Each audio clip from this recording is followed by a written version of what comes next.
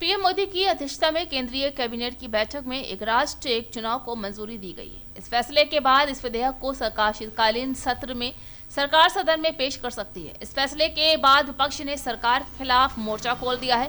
जहां इस पर बोलते हुए आईएम असदुद्दीन ओवैसी ने क्या कहा कि हम वन नेशन इलेक्शन के खिलाफ हैं।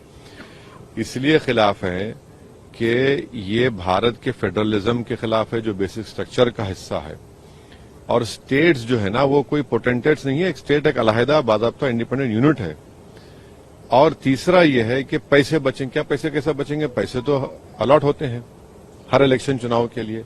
चौथी बात यह है कि प्रधानमंत्री बोलते हैं कि मॉडल कोड ऑफ कंडक्ट से डेवलपमेंट, झूठ है। मॉडल कोड ऑफ कंडक्ट ही तो था जिसकी वजह से आप रोकता नहीं आपको।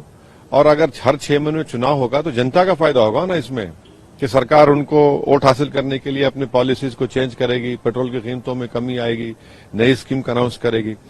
तो ये जो वन नेशन इलेक्शन है, ये हमारे संविधान के बेसिक स्ट्रक्चर के खिलाफ है, फेडरलिज्म के खिलाफ है।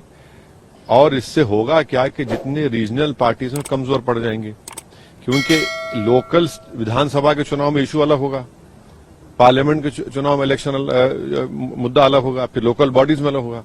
इन सब को एक साथ कराना ये बिल्कुल गलत है। और फिर ये बात बताइए, अगर कोई स्टेट में गवर्नमेंट गिर जाती है, डिसोल्यूशन हो जाता है, आप कौन होते बोलने के लिए कि भाई वो सिर्फ 3 साल रहेगी या 2 साल रहेगी?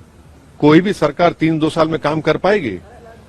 ये तो जनता का राइट है कि उसको पूरा टेन्योर मिले और फिर वो काम करके दिखाए।